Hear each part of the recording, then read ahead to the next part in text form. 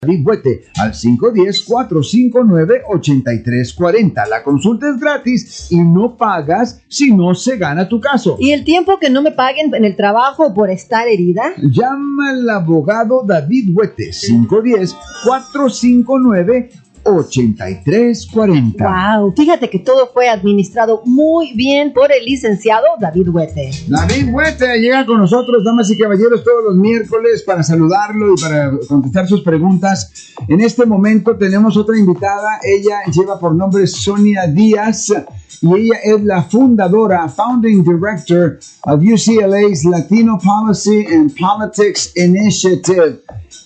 ¿Cómo es que se te ocurrió? How did you come with that idea of starting such an organization? Where was the need that you were trying to fill?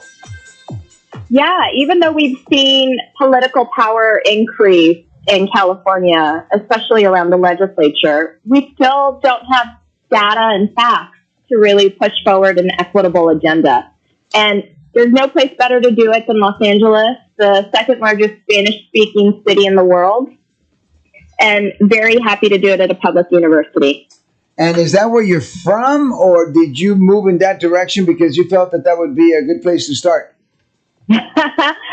Born and raised in El Sereno, which is in northeast Los Angeles, and third generation Chicana. So not only a good place to start, but a place that I know so dearly. El Sereno, did something happen recently there? That's not where that kid was shot by the police, is it?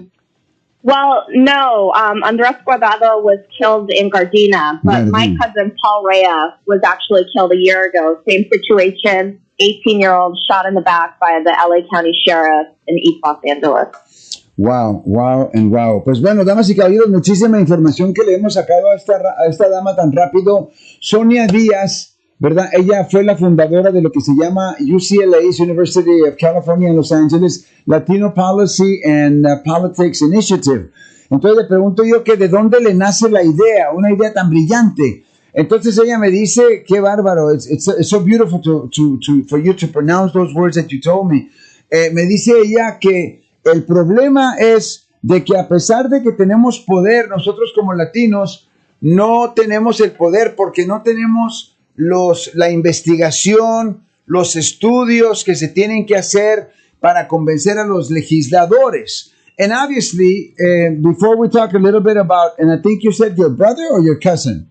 My cousin. And before we talk about your cousin, it is precisely those studies that are made that are taken to legislators that say, listen, there is this amount of Latinos killed in California on a yearly basis. For every Afro-descendant, there's 3 Latinos that are killed, or whatever the results say. And that's where you're effective because they listen to that when it's done appropriately, when the studies are done properly. That's right. It's really important to have the data to back up policy change, and we can't keep ignoring Latinos, which is why I think we're talking today. The complete exclusion of Latinos in the first 8 commissioners selected from the California Citizens Redistricting Commission. It's a terrible problem in a state where Latinos are not only the plurality population at 39%, but have for so long been excluded and gerrymandered out of being able to elect their candidate of choice, even now in 2020. Y obviamente, damas y caballeros, ella me mete al tema de la discusión que tenemos el día de hoy, pero yo estaba tratando de enfatizar ante la gente que nos escuchan que mientras no tengamos la información, the data, la información que se requiere precisamente para ir a presentarle a los legisladores y obligarlos prácticamente a que hagan la legislación que nosotros necesitamos, no nos podemos mover. Y ella me brinca a lo que vamos a hablar del día de hoy, porque hubo una comisión que se va a comenzar que hace los dibujos de los distritos en California, y me crean o no, damas y caballeros, se ha excluido los latinos. Tell us a little bit about this 8-person commission that was invented. How did it come about? Why was it so necessary? And how crazy it is that we don't have any Latinos in it? Yes. So the voters in 2010 in California decided that they did not want elected officials redrawing the line. So these are state assembly and Senate districts and so forth that come right after the new census. And instead, they want an independent commission that would be composed of 14 people, a third, Republican, Democrat, no party preference. Now, the problem with all of this is that there's no safeguards to ensure that there's gender or racial and ethnic parity.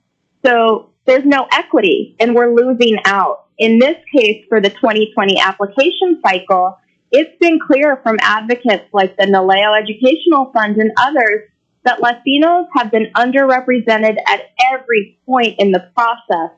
And yesterday's announcement that the first state commissioners include not a single Latino is just part of a process that has left us out.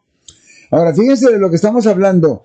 Ya decidimos en el pasado que los políticos no se les puede confiar para que hagan los dibujos de los distritos del estado de California cada 10 años que se hace el censo. En otras palabras, se hace un censo, se estudia la información y luego se hacen los distritos, los dibujos de los distritos en California, ¿correcto? Entonces decidimos de que ya no íbamos a permitir a los políticos que lo hicieran, sino que iba a ser una comisión especial de 14 personas. Un tercio demócratas, un tercio de republicanos y un tercio sin partido. Pero ahí fue el problema, porque en todo el proceso no se ha visto ninguna clase de representación de latinos. Y el día de ayer anunciaron a los ocho representantes primero y no hubo un singular latino. So yesterday they announced the first 8. And how were they selected? ¿Cómo fueron seleccionados?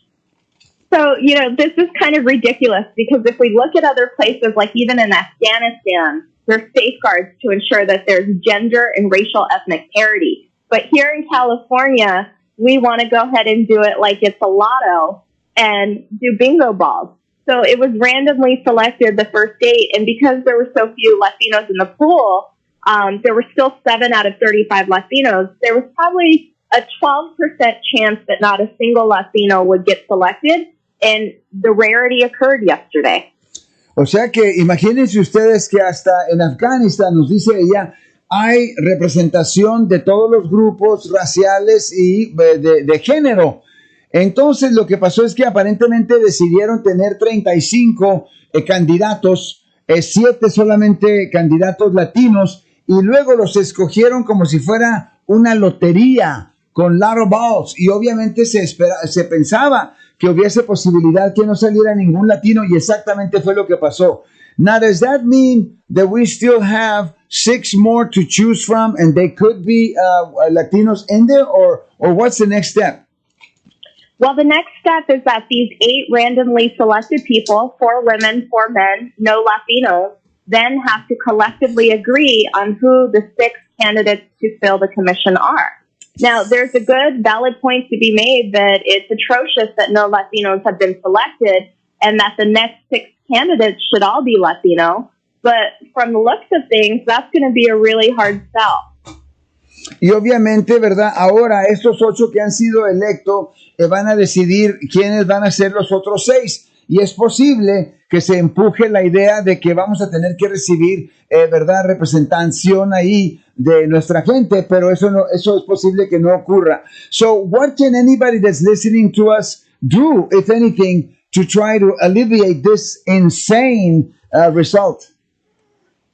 I think that right now is the time to shout and holler. It is egregious that we're not going to have representation, which is essentially going to gerrymander power for the next decade at a time where Latinos have been decimated by both the coronavirus and the widening inequality in America, and not to mention all of the police brutality. So some of the things to do right now is to put public pressure on the need for Latino representation. And going forward, we can no longer simply think that good government reforms will mean good government for Latinos if they're not centered on the state's plurality. I really want to thank you very much for being with us. I would love to have you more on the air. And then on the next interview, I would like to talk, if we can, about what happened to your cousin, because obviously that is a horrible problem that we have here in California. Yes. Thank you so much, and stay safe, everybody. I know that this is unprecedented time. Muchísimas gracias, hasta pronto, adiós. Bueno, pues damas y caballeros, esta dama, ¿verdad?, que lleva por nombre Sonja Diaz, es la fundadora y la directora del UCLA Latino Policy and Politics Initiative, y ella, ¿verdad?, pues está muy descontenta con el hecho de que no vamos a tener representantes latinos en esta nueva comisión que va precisamente a dibujar los dibujos de los distritos en California. Ella dice que ahora es el momento de gritar, ¿verdad?, y de decir presente, porque no estamos representados en esta comisión, y tenemos que tener la conciencia de que si no tenemos esa representación, entonces vamos a continuar teniendo los mismos problemas que hemos tenido hasta ahora. Bueno, Isabel.